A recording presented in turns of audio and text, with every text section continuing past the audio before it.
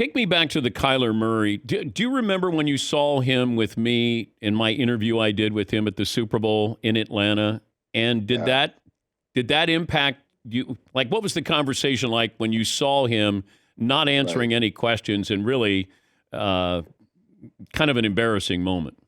Yeah, I mean, I know he was overwhelmed at that point in time, and that was important for us after seeing that to get to sit down and know him as a person and to be able to feel like he could become himself and, really wonder why he got so uptight in that situation. And again, I think that throughout the process, we got to know him fairly well.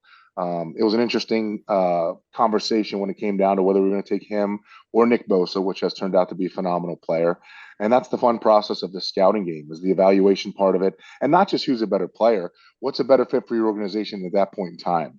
If I gave you a do-over, Well, Kyler Murray got me an extension. Nick Bosa probably would have got me fired. really?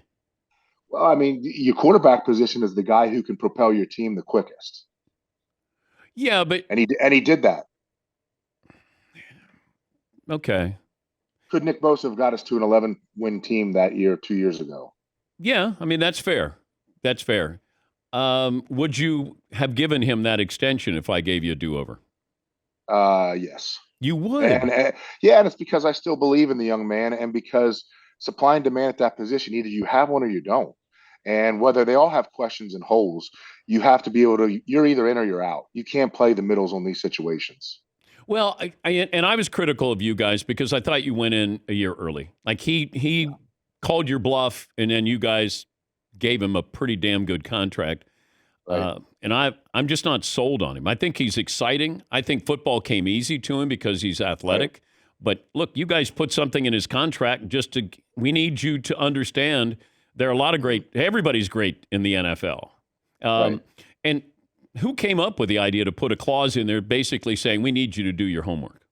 Well, I just say it's an organizational decision, and the real big thing about it is when you give that kind of money, Dan, you got to hold people accountable.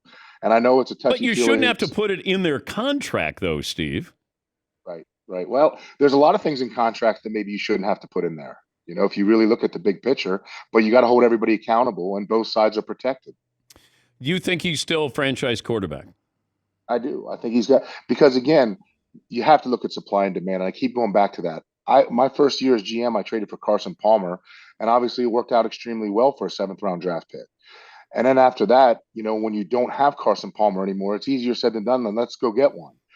Joe Douglas until he's gotten Aaron Rodgers now. What were they doing? It's eight quarterbacks, and then really, it's a game of musical chairs. There aren't enough good quarterbacks out there. That's the bottom line, who and would you you have to swing.